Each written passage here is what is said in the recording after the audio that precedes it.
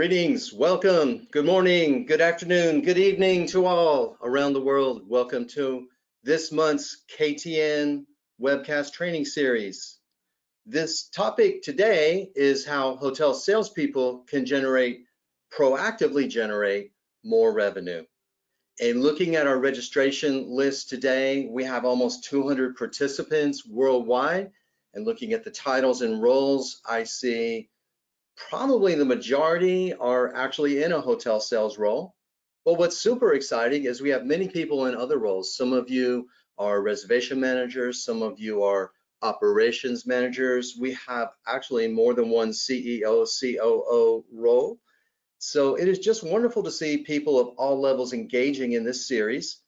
We noticed that apparently a lot of you are interested in cross-training, and perhaps some of our higher ranking individuals are taking the registration and then forwarding this on to others within your organization, which is always a nice thing to remind everyone. If you did register, you will get a link at the end. It takes about 30 minutes or so, and you will each get a link to the actual webcast.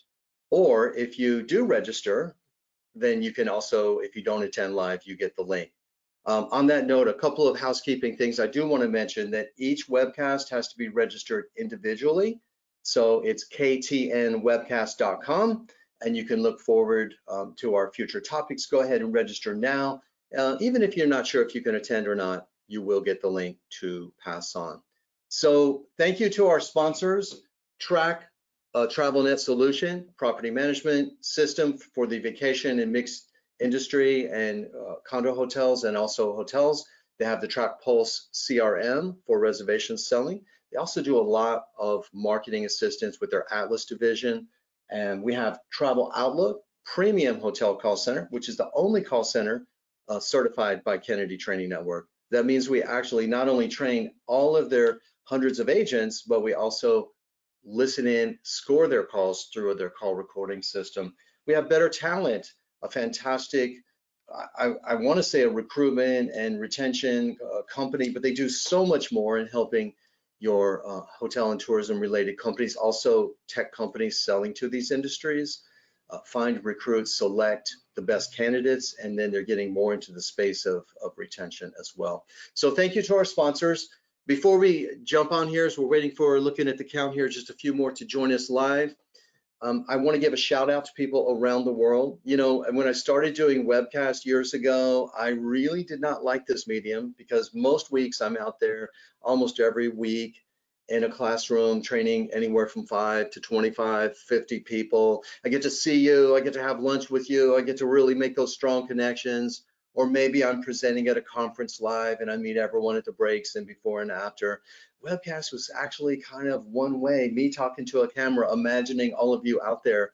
But more and more we get amazing comments and feedback. So keep those coming. Jump on LinkedIn, shoot an email back, it'll get to me. And when I look at the attendee list we have today, last time we had 6 continents. Well, I don't see anyone from Australia, New Zealand, but we do have 5 continents. I want to give a shout out to Alana, COO of Simba Corporation in Nairobi, Kenya. It's on my bucket list. I'd love to come down and train you. My wife, Kathy, dreams someday of visiting Africa. I've only been to Egypt, so not to your part. Camille, the Hotel Pod Jedlami in Warsaw. I actually found out recently that my family has a lot of DNA and our DNA research from Polish ancestry. Love to come there.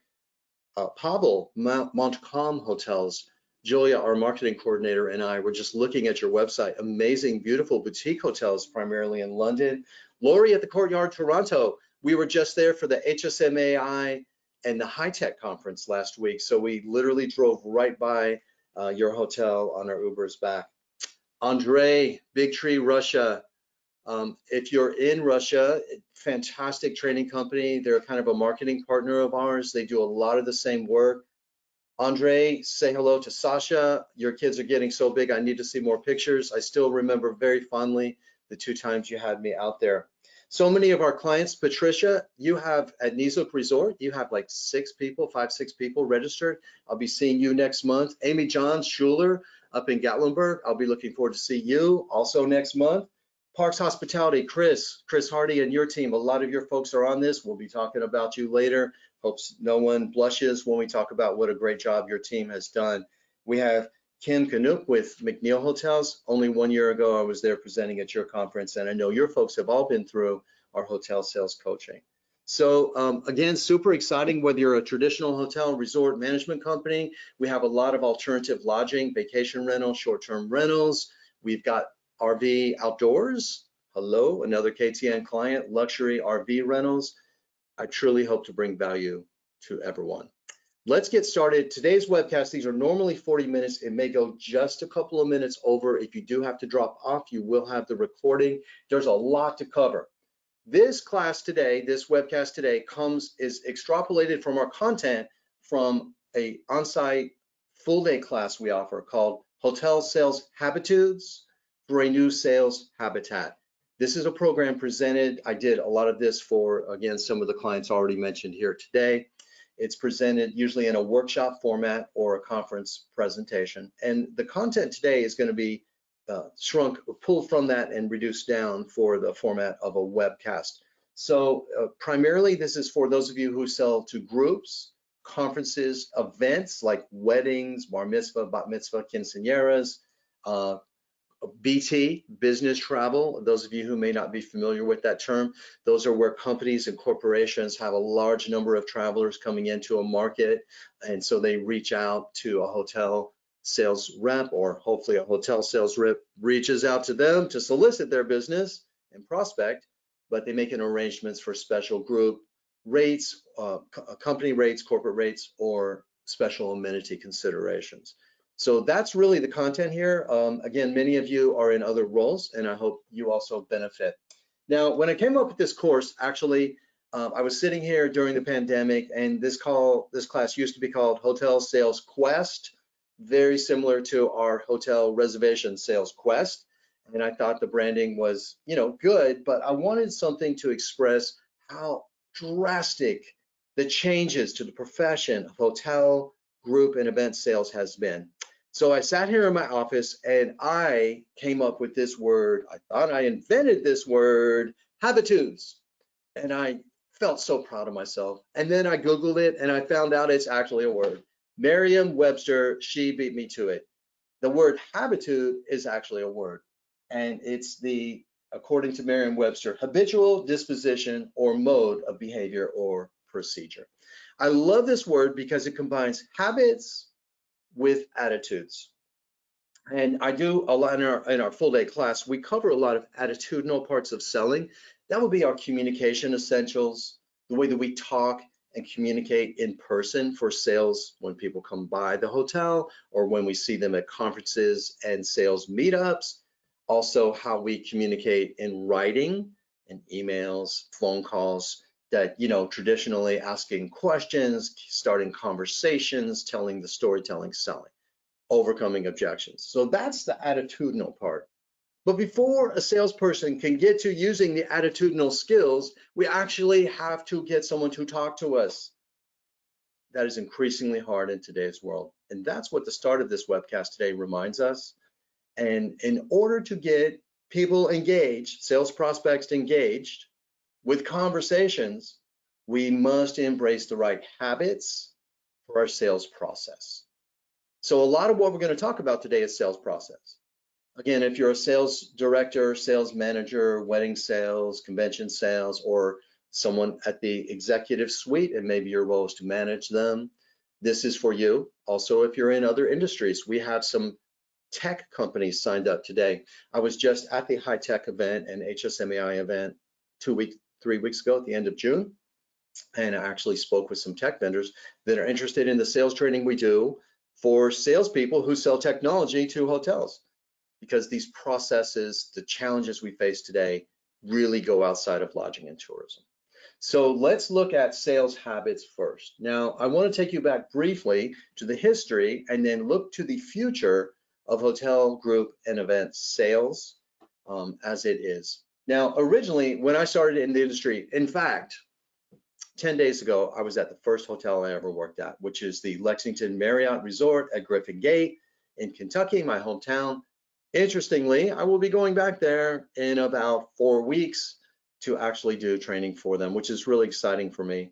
But I started out as a banquet waiter, then I went to airport van driver, doorman, bellman, spent a lot of time at the bell stand, went to front desk manager trainee. Off I went to New York City, to Connecticut, and eventually down to South Florida. And for my last stop, before I started my first training company 35 years ago, my last stop was actually working in hotel sales. Now, at that time, the entry-level job in a hotel sales team was really doing telemarketing. And our role was to get out there and make phone calls. And I'll refer to that in just a minute. But to get that job, the main skills you had to have at the entry level were called good people skills. You had to be a people person. So you had to go into those interviews and say, I love people, I'm a people person, right? And it was all about personality more so than that was probably the most important. Now, surely we need to know how to spec out a large convention as you evolve to the role of hotel sales, and you'd have to learn how to detail a wedding if you were in that segment. So I don't want to oversimplify it, but the job itself was more about people than process. We actually used index cards. And then later, my company, when I started in 1989, when I was in my 20s, by the way, I always like to add that when I mention I've been doing this for 35 years. But in the mid 90s, we trained hotels to use CRMs, which were land-based, local area network-based, Goldmine and ACT. But before that, it was really about index cards and trace files, okay? So back then, the majority of leads were call-in inquiries, and they came in by telephone. And some of you, this may be a flashback to a message pad. I used to love seeing message pads because that would mean somebody called me back. My first job was account executive. I was really a telemarketer. I made 60 cold calls a day by phones. I often tell the story of, I was all excited to start in hotel sales. I worked at the Doral Golf Resort. It's now Trump International. They have, at the time, they had 3 full 18-hole golf courses. They hosted the Doral Ryder Open. They had, at the time, one of the most challenging holes in golf, the Blue Monster. And, when I interviewed and saw the floor-to-ceiling windows and the plush reception area, I thought, I have arrived. I'm in sales. Then they showed me where I'd be working. In the back of this room, there was a stairway leading down to a room. We called it the dungeon because there was no windows. There was a long wall, which is where all the manila folders for each group that had used the resort previously resided. And our job was to go through those, and also a book called the Encyclopedia of Associations. It was an A to Z listing, kind of like a phone book of all of the associations in North America.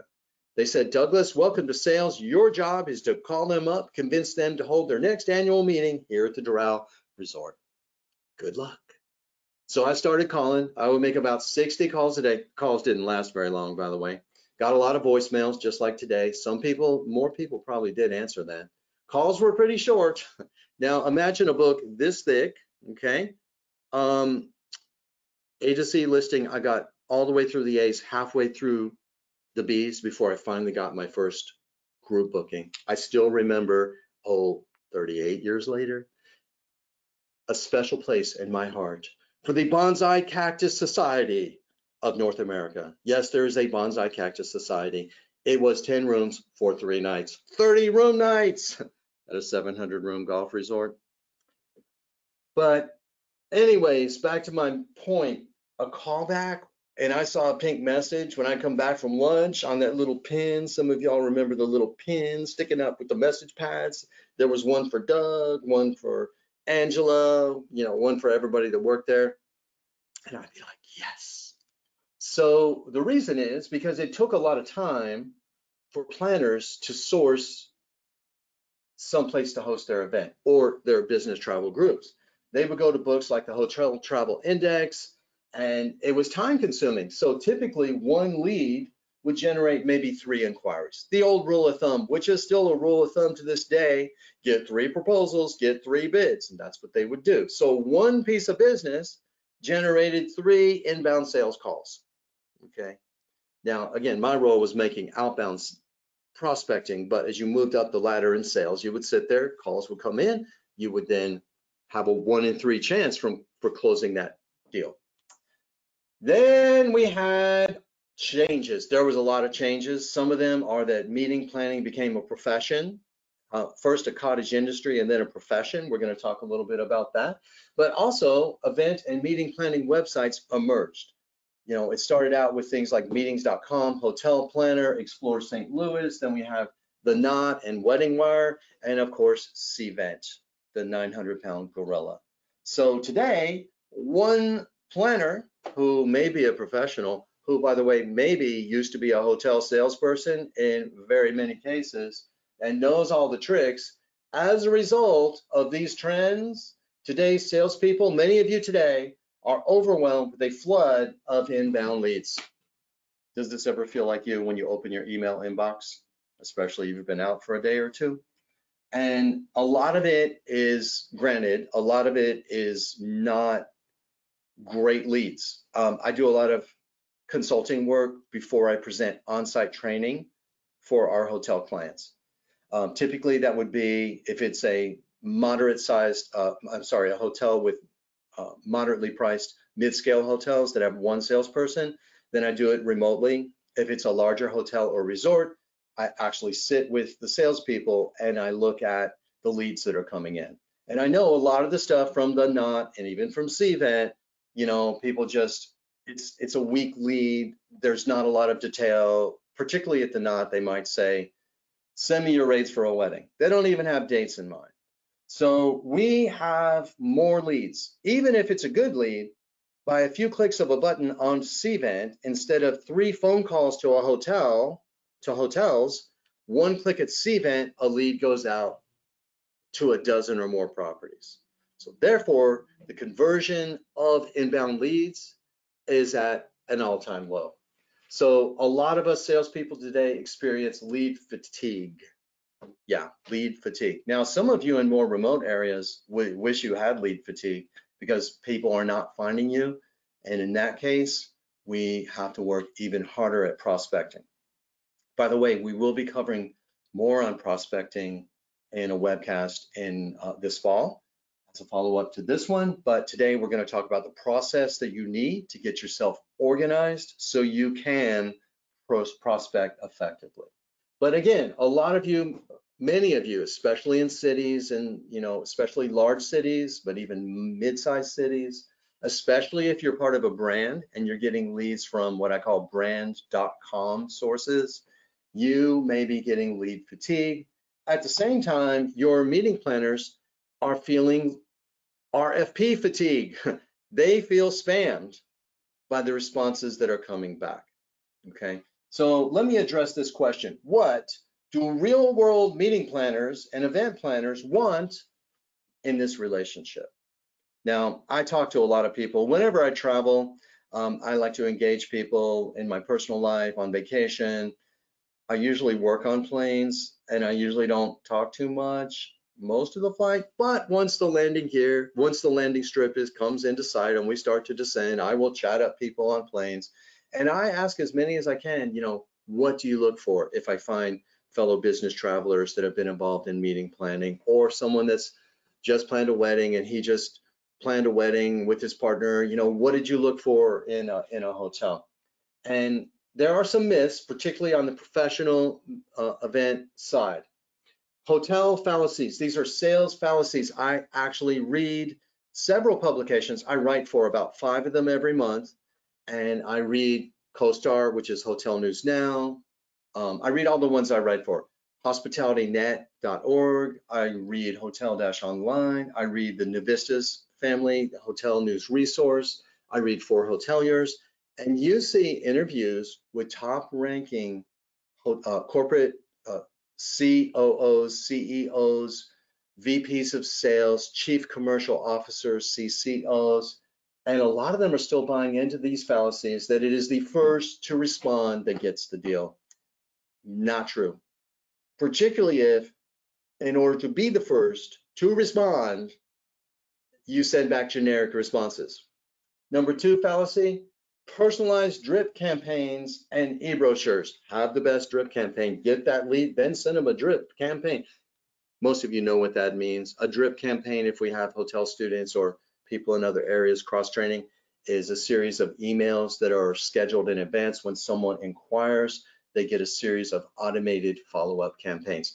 There are tech companies that are out there that think they can automate hotel sales out of a job by having personalized drip campaigns, which is no more than what we used in the 90s with mail merge on Word, right? Dear so-and-so, insert name of company, for hotels located in insert state or province, okay? These are false, okay? Now, I have a lot of resources for this, but we have only 45 minutes total in this webcast. So I'm going to share this right here. These are quotes from a very good friend of mine. Her name is Deanne Vigil. She is currently with Helms Briscoe. I met Deanne when she was the, hope I got this right, Deanne, Chief Operating Officer or maybe VP of Ops with Chase Suites. And I think it was Woodfin Suites. Yeah, the co-branded out in California. She was a client of mine in the 90s. She was Associate Regional Vice President for 4 years and a Regional Vice President for 5 years. And since December of 22, she is the Managing Director of North America. This is a pretty good source. I have coffee with Deanne about 2 years ago. Since then, we speak periodically, either in person or by email. So I got some quotes recently for one of my sales training articles. I'm going to share that with you now. According to Deanne, the question I asked, when your RFPs generate a request for proposal that a Helms Briscoe person sends out through CVent or direct email, when they generate a large number of responses, what factors help you select the finalists? She says, typically it's how accurate and complete and detailed the proposals are to our client's specific program. So if you're sending back generic responses in order to be first to fulfill that fallacy, you're missing out. If you need more time, reply and let them know you received it, but you're going to need a couple of days. Check out this quote, ladies and gentlemen. The final selection is typically based on a relationship, trust, understanding of our program's needs. It's all about the people parts. When price and product are the same between competing hotels, what factors impact your decision making? Now, we know with revenue management, I was just at the High Tech and the HSMAI Revenue and Distribution Conference. They were co-located, and there are some fantastic revenue management automated systems out there. There's wonderful companies that provide data points to power those systems. Hotel revenue managers are pretty good about being competitive with rates. So we know the rates are going to be probably within the same range. Hotel brands tend to copycat features, and as much as my Marriott and Hilton and IHG clients may not appreciate me saying this, there's a lot of similarities between a Marriott full service and a Hilton full service and a Hampton Inn and Suites and a Courtyard Marriott. So the product and the price in today's world are very often the same. So once again, according to Diane, I have to say a relationship and trust. The relationship I have with the salesperson makes all the difference in the world. I can trust that if something goes sideways, I can always reach out to my trusted partner and be confident they will make it right. Relationships are important in 2023. Now, this is a Doug Kennedy quote here. You cannot forge a strong interpersonal relationship solely by digital correspondence. We're in the era of silent selling. Salespeople today, you go into a sales office and there's not a lot of talking because there's too much digital message exchanging. And another fallacy is, oh, no one wants to talk, Doug. If they would have wanted to talk, they would have called. Not true. And some people say, well, yeah, once I called and I followed up on an inquiry because there was a phone number and the person was mean to me.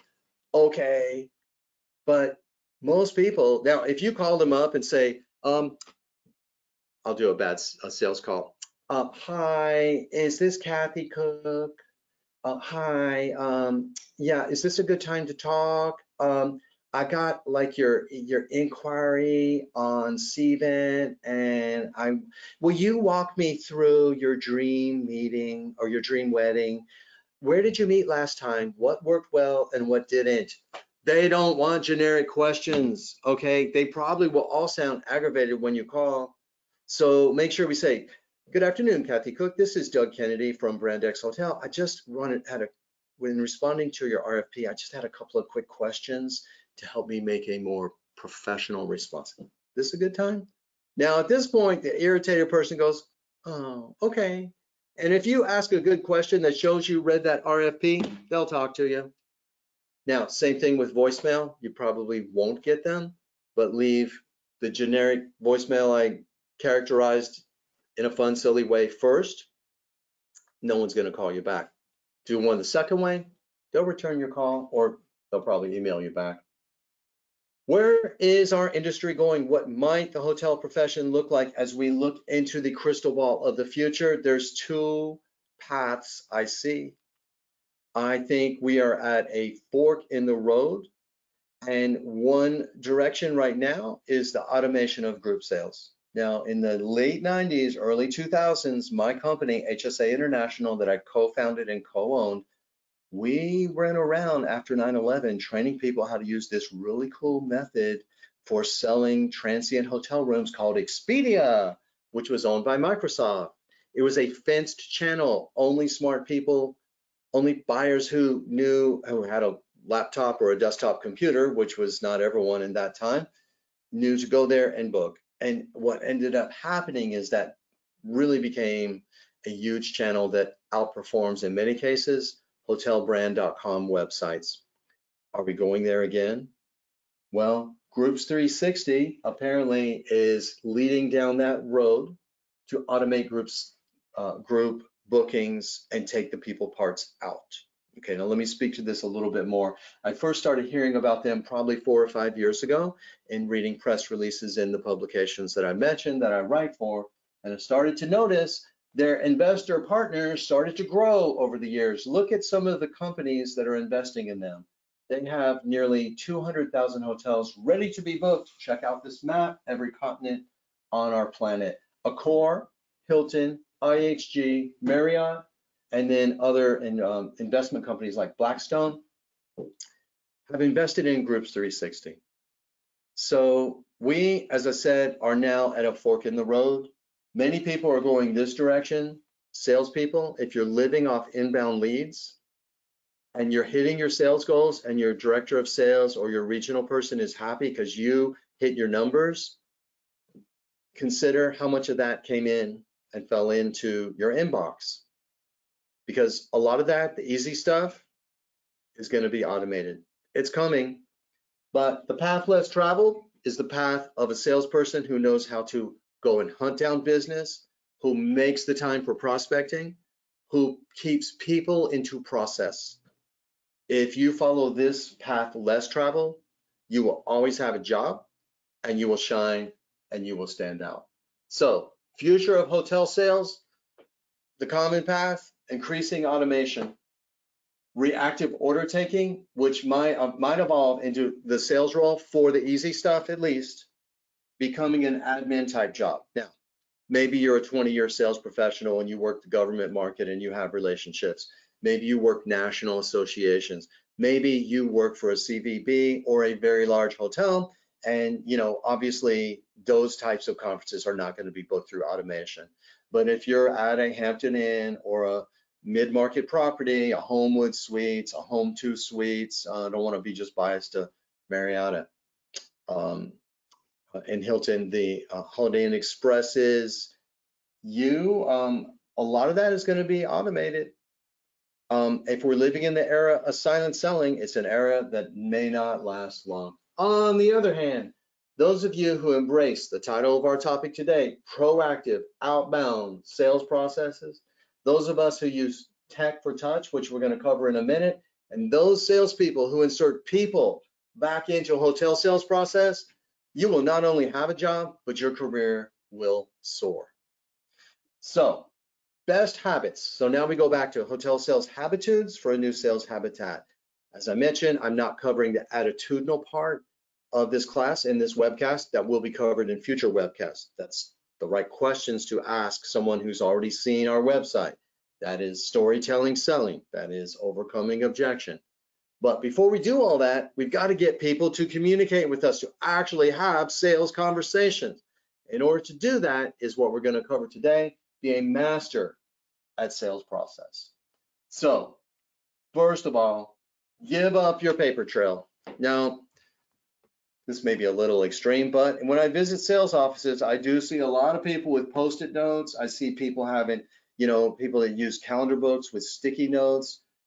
We see, a lot of people print out the RFP that comes in, whether it's a direct website, direct inquiry, a CVent inquiry, the not or wedding wow inquiry. They actually print it out and make notes. Make sure we fully embrace your sales CRM. Now, a lot of people stereotype this. They say, oh, that's people my age that don't like tech. Hey, I'm really good at tech and I love CRM, and I am, in that last 1/3 of my career working years. But a lot of times I see people of all ages having these hybrid methods where they use their hotel CRM, okay, whether we'll call out the big one. I even think we have Amadeus here today, Delphi, FTC. A lot of people are not utilizing your system. There's sales and catering, there's Event Temple. I don't want to leave anybody else out, and there's brand specific CRMs, but they're using it mainly to block meeting space and to hold blocks of rooms. We need to fully embrace it. If you want to be on top of that flood of leads that's coming in, it starts with embracing your CRM. Real quick on email, and I am going to give email tips in a minute. Outlook is not a CRM. If you're dealing with flagged messages, okay, and trying to prioritize them in your inbox as a way of tracking leads or even calendar events. Now, calendar events might work for you to track leads, to put in meeting or, put in a calendar task to follow up with someone. The problem is if you're selling only large deals to a relatively small number of prospects, conceivably that could work. But most of you on this webcast today are juggling a lot of leads. Your calendar task on a daily basis is going to look pretty messy. Okay. So number one, best habit, keep your lead stream clean. You may call this a task list, a to-do list. I just called mine my lead stream list. Different CRMs call it different things. But what happens is I sit with people and I say, well, why don't you use that? They say, well, I don't want to open it because every time I do, it makes me crazy. And that's because of auto tasks. So depending on who your systems administrator was that worked with Delphi or whatever system you use, you can't blame Delphi for those auto tasks. Those are user defined. So get with your system administrator. If you are the DOS that's supposed to be the one that works with the tech company, schedule a call, get some help, take off those auto tasks. If you're a person, you can actually just, when a piece of business goes definite, if you have 7 auto-generated tasks and only 3 are relevant, delete the ones that aren't. Okay, so that you can actually open your lead stream every day without feeling like this. Then enter all leads, all right-sized leads into your sales CRM and continuously use that every day to enter notes from conversations when you have talked to people on the phone, and attach emails or copy them. Some of your CRMs, you have the option of actually sending the email through the CRM so that it automatically attaches, depending on, now I'm not a Delphi expert, but I see in some cases you have to copy it. If you have, I believe it's the FTC, the one that integrates with Salesforce, it attaches automatically. And again, every system is different and set up different. But either attach them if you can, or copy and paste the key emails and then retrace each step. Now I want to mention the right size lead. I'm mentioning this specifically for a reason. I'm looking at my notes here. Yes, it's on the next slide. This allows for more accurate forecasting of demand. Your revenue managers will love you. They want you to enter leads even if you turn them down because you're already booked or because the rate requested in the RFP was way lower than what you were offering. Well, why would they want us to do that? Because historically, as the economy changes, they will better be able to get have better data in forecasting future demand based on what was turned down, what was denied. So your revenue managers are loving me for saying this. Also, if you turned it down because you were booked, maybe next year you're not booked. You can retrace that lead for the denied business for future purposes. Now, if it's a wedding, you obviously can't. Hey, did you happen to get divorced? Come back and get married again. Didn't work out at that other hotel. Hey, marry here. Okay, but a lot of group business is recurring. Also, if it's not recurring, you may be able to cross-sell, to cross-penetrate those organizations. So I definitely recommend entering all right-size leads. Now, I say right-size, you know, if they need a meeting room for 50 or 500 people and your meeting room holds 20, obviously that's not a right-size lead. If they're looking for a $50 rate and you're a luxury hotel, that's not a right-size lead. So anything that is reasonably a good lead for you. Now, stand out when you respond. Remember, when someone sends an electronic lead, they're going to get back a lot of responses. I should point out that today, Dan Vigil, when I most recently connected with her to get some updated quotes, she said, by the way, a big challenge we're seeing right now is getting responses. Apparently, there's so much rebound in demand that a lot of people are just not responding. I suspect they're not responding because they're booked or they have no availability or the rate is way higher, okay? Now, planners might say dates are not flexible. They send out that RFP and a hotel replies and said, we're fully booked, but if your dates become flexible, let us know. Nobody else replies, or a couple reply and say sold out, booked, but you've sent a personalized response, you might get yourself back in the game with that. But at least you're letting them know that we'd love to have your business. Do other ways to don't be generic. Paraphrase and restate key details in the introductory paragraph. When I sit with salespeople in our sales process assessment for large hotels, or I'm doing training for smaller hotels, I ask people to partner up and look at their sent emails. Did you personalize them, or is it just generic? Make sure that we stand out. The easiest way to personalize just that first paragraph, something that doesn't sound generic. Now, hopefully you've talked to them and you can say, it was great talking with you, Kathy, wonderful to hear about your recent trip or your dog. I have some good examples of this coming up. Star from Parks, if you're on here, I'm going to be talking about you, specific to pets. That's good. If you weren't able to get them on the phone, go to their organization website. If it's a nonprofit, if it's a corporation, you know, or if there's a comment made on their wedding that is specific. I see this a lot where people say, we want to get married in your town because we went to college there 5 years ago and that's where we went there on our first date or something. So put that in that first paragraph. Everything after that can be your generic canned RFP. Include client logos if you have them. Delete content and information that is not relevant. A lot of people are inquiring for a one-day meeting, and they mentioned they're doing an off-site event that night. Don't send them the menus for your restaurant. They're not going to eat there. It is just too much information. By the way, vacation rental, non-traditional lodging, a lot of what we're talking about in this slide applies. Paraphrase, restate when you get those email inquiries. We covered this in the May webcast. If you were not on that, go to our Kennedy Training Network YouTube channel. Replays of all the webcasts are located there, and I speak to this concept specific to selling, you know, $10,000, $50,000 vacation rental homes. Follow up tenaciously. This also applies to all aspects of sales, including our tech companies. Obsess on timely follow-ups. How do we do that, Doug?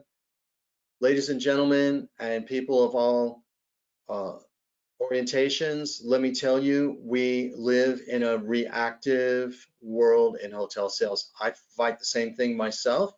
I came back yesterday from a 12-day vacation, and the first thing I was tempted to do was react to all those emails. But I also carved out time yesterday to hit my lead stream and proactively follow up on the deals that I already had before.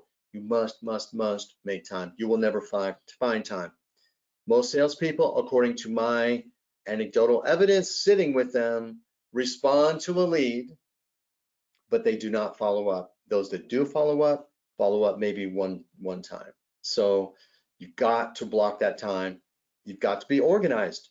You won't be able to follow up if you got to go through digging through stacks of paper or flagged emails or calendar tasks in Outlook, and you got to figure out what the last conversation was.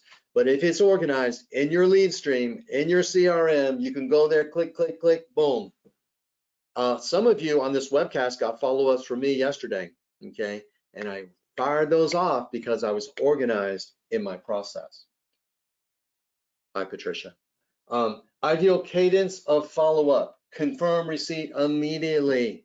Imagine your recipient. They're getting their emails on multiple devices. They're reading it on a phone. Have you ever been reading an email and you're like, oh, okay, I'm going to delete it, and you start to swipe, but you look away at that moment, a new email comes in and you delete the wrong email and you look back? I've had that and I've caught it. It happens to them. I learned the hard way. I've sent proposals. I follow up later and they say, oh, we never got it. And meanwhile, I stopped what I was doing on a really hot deal and I sent it right then. Or sometimes they come back to me and say, we didn't get the proposal you said you would send. It crushes me. So now I put at the top of my sent email in red font, please confirm that this email makes it through spam. And then I say, hey, Kathy, nice talking with you, blah, blah, blah. So confirm receipt. You are thinking, Doug, don't you know about Outlook's I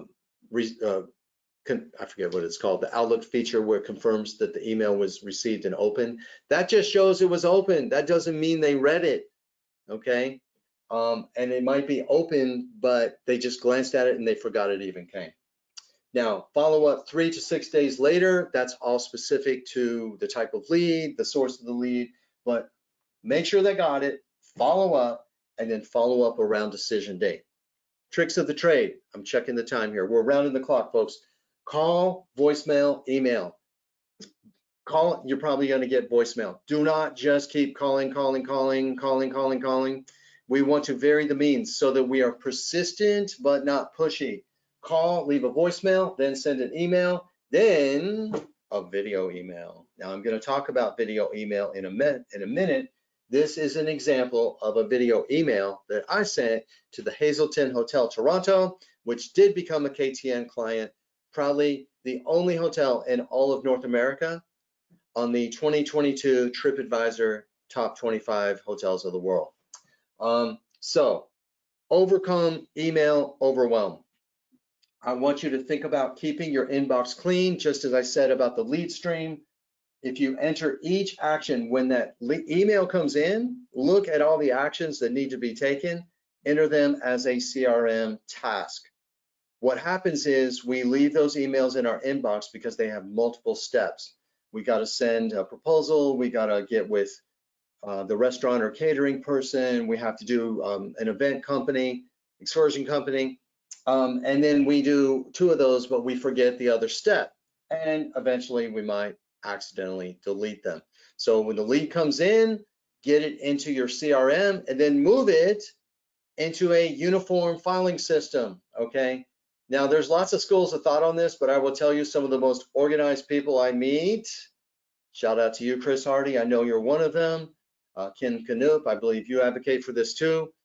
Keep that inbox clean. We may never actually get it completely clean, but you know, when I look at somebody who has 5,000 or even 2,000 or 20,000 emails, you know, it's a lot to search through. Ensure that someone else can do your role. You have to have a process with a logical system, because hopefully we can take a vacation and not be called. And you know, we have an obligation to our coworkers if something happens to us, that someone else can step in temporarily if you're out sick unexpectedly. How to get there. Do not wait for the day when you finally get the time to file all those current emails. I hear this again and again. People are like, I'm going to come in one day. I dream of the day I'm going to come in on a Saturday and I'm going to clean up 5 10,000 emails, that day will never come. So what I recommend you do is admit you have a problem. Hi, I'm Doug Kennedy. I am an email hoarder. And on that day, make a new folder named Old Emails through July 14th. Move everything in your inbox that's not needing any action to that folder. And from that day on, just for today, one day at a time, do your best to keep that inbox clean. Okay. Can't cover everything here, but have a logical filing system. Oh, here's one. Please note this. Change the subject line when you reply to emails. The recipients are not organized. You know, we on our side hopefully are at least somewhat organized with our emailing filing system, but your recipients may not be, especially if they're Smurf contacts, soccer moms, admins, people that are not professional planners. I'm sure the Helms-Briscoe folks are very good at filing email, but you know, non-professional meeting planners. How many of you have got a call like, hi Doug, can you send that email again, the one where you gave me whatever info? So change the subject line. They're looking in a Gmail and there's a million email, there's 50 emails from you and they all have the same subject line. Change the email when the subject changes. All right, round in the corner here, folks. I'm going to talk about tech for touch. Going to go through a lot of slides quickly here. I hope you can stay with me for a couple more minutes. Tech for touch approach. As I mentioned, I do not think you can forge an actual strong relationship strictly through digital message like emails or in-app messages in Cvent, the not Wedding Wire, a CVB platform. We have to actually use tech in a way that allows us to touch our clients. We probably cannot touch them many times for a handshake anymore because they're not coming by for site tours. What we can do is get them to talk to us. I highly recommend, if you're not already using it, check out Calendly. They have a free version. It has all the basic functions we're talking about here. All of my Kennedy Training Network staff uses paid versions. It gives us like 10 bucks a month, 8 bucks a month if you pay annually. We get a lot more features, but all of them do this. Again, personal relationships cannot be forged digitally. We have to talk to people. The problem we have with getting people to talk to us is the back and forth that frustrates everyone. We have all had this. Hi, Kathy. I'd love to connect with you by phone. Okay, Doug, that sounds great. How about Thursday? Oh, sorry, Thursday's not good. I can do Friday or Monday. Well, actually, Friday I'm leaving early and then I'm going on vacation. What about the next week? Nobody wants to go down that rabbit hole because it is so frustrating for all parties. So if you have Calendly, your scheduling page will look something like this. The free version, you only have one meeting type. I have a paid version, so I can have multiple meeting types. Mine are very simple. Call or Zoom meeting, 30 minutes. Call or Zoom meeting with Doug, 60 minutes. My KTN team that does private live webcam coaching. They do small group webcam training. They have a lot more appointment types. So the person, you send this link, they click on the link, they get your calendar, they pick a date, they click on the date, they see your office dates. I don't know if you can tell here, they're in blue circles. They see the dates. You can see I didn't have a lot in March. So on the date of March 14th, these are the times I had available. They click those times, they get a confirmation, you get a confirmation. Now I have integrated my Calendly with Zoom, which also has a free account, by the way, or you can integrate it with your teams, your GoToMeetings, and then it actually will send them a link to meet with you on Zoom.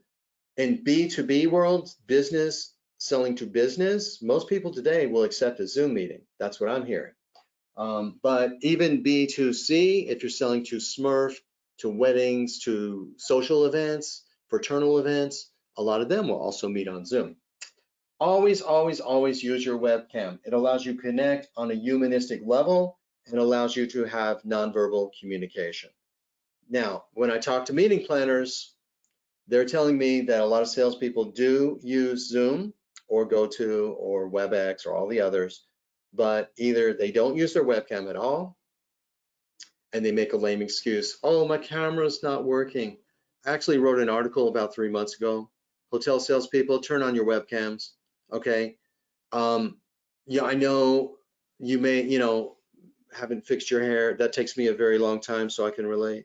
Um, but you may not want to get fully dressed if you're working remote. At least put on a nice shirt or blouse. Be sure not to stand up. But we want to present in person, and this is a chance to connect on a humanistic level and have nonverbal communication. If you're on webcam, a lot of times they will turn on their webcam. Now, a few more tips. Share your webcam at first full screen before you then share your screen. What happens is those salespeople who do share their webcam, they start off sharing their screen and their webcam, and now you turn into a little round box or a square box in the corner, and they really can't see you very well, especially if they are on their mobile device. So be full screen like this beautiful human here. She looks warm, friendly, welcoming. Then she shares her screen. She goes down here and she shares her presentation deck. Keep it engaging. I love this person here talking with their hands. Pause, solicit feedback, ask questions, use the storytelling selling approach. When we do our one-on-one webcam coaching for hotel salespeople, the second of the three-part experience, they role play with us. And we thought we would be coaching salespeople on presentation skills with this three-part process. What we found is we needed to remind salespeople of the attitudinal part of Habitudes, which is to stop, ask questions. How does that sound so far, Kathy? Any questions you have? Is there something else you're looking for I've not mentioned? And to use the storytelling selling, okay? Now, real quick, video email before I let you go. I'm a huge advocate of video emails. Vidyard has a permanently free account.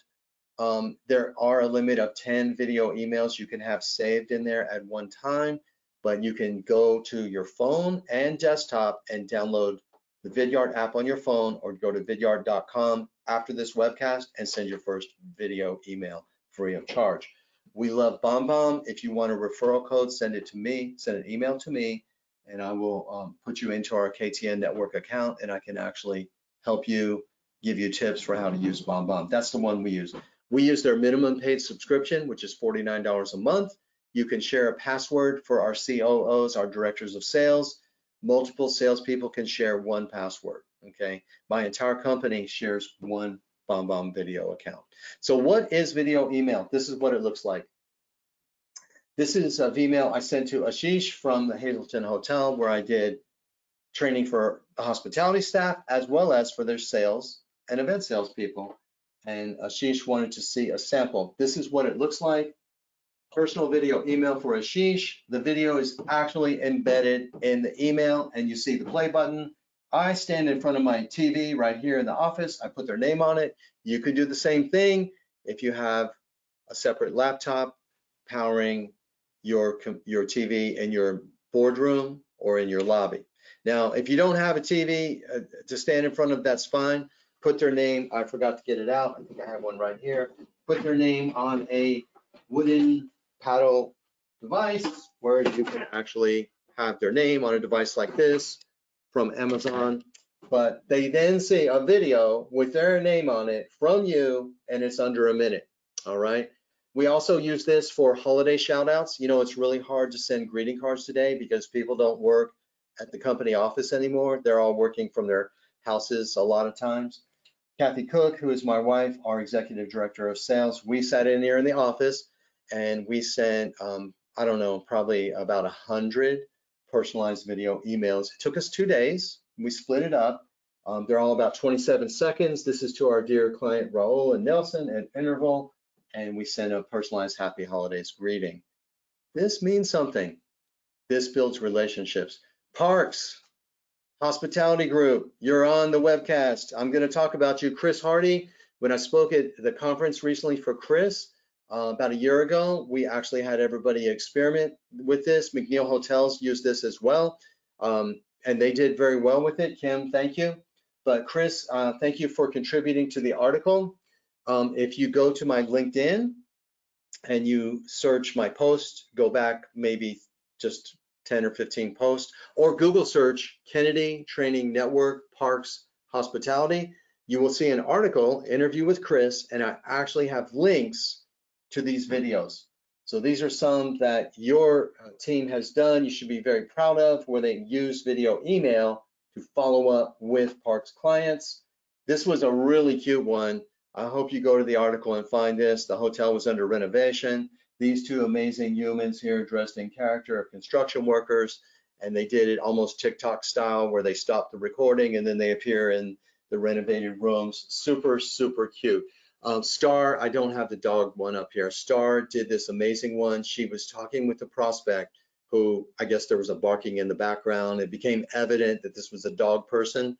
So Star went home on her video email and said, I know we talked about dogs. This is my dog, and showed a video of her with her pooch. And what a fantastic way to make a human connection. So check that out. Video email for prospecting. We're going to be talking about next time.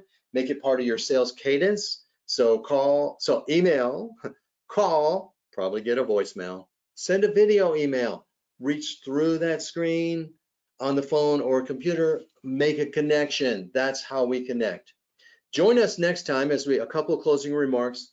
Not next time, actually, this is October. We revisit the topic of proactive prospecting, the ultimate sales habitude. We hope that you will come back for that. We'll talk more specifically about researching, actually right here, the discipline and skill, and make time for prospecting, and also how to research before you reach out. So we're not just sending generic LinkedIn messages and whatnot. Those of you who are interested, we offer not only sales training that I do on site, sales conference speaking, we also have a one-on-one 3-part private live webcam training called Hotel Sales Skills for selling to those remote buyers. Okay, this is a page at our website. It's $499, reasonably priced for 3 private live webcam sales coaching sessions. Also, at all of our web pages, you'll see the articles. Yeah, that's another way to see the video email articles. Go to our sales training or our sales coaching tabs, and you'll look down here and you'll be able to read the articles I've mentioned. Hope you contact us for training, conference presentations, coaching, mystery shopping, or hotel sales team assessments. Thank you. Wow, most of you stayed on. Looking at the count here, only 1 or 2 had to drop off. I know I ran over. These are normally 40 minutes. We hope you visit the webcast, KTN webcast site. Our next month's topic is called Ring Ring Cha-Ching. We're going to look at selling to transient reservations. After that, for September, we had the language of hospitality. Avoid those common phrases and say this instead, the language of wording and phrasing. So that will be a great one for all hospitality professionals. Thank you for giving up an hour of your time, whether you're joining us live around the world or watching this on replay. We're grateful that you have participated. We thank our sponsors, and we hope to see you next time.